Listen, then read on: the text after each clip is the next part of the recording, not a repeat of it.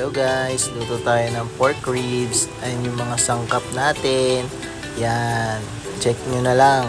Alam nyo na yan. Yan, gisa tayo ng kamatis, bawang sibuyas.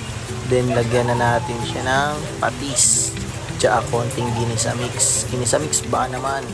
At nang kumulo na, lalagyan natin siya ng sinigang original. Yeah boy. Yan. Habang nakulo, yan, timusan mo na yan, men. Ayan na, babakbak na naman yung mga bata niyan. Yan o, susarap. Yes. Uy, ayun, kumain na nga si kuya.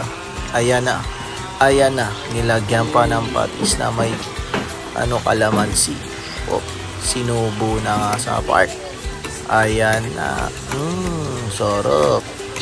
Tapos, ano yan, sarap yan yung sili na green, yung mga mahaba.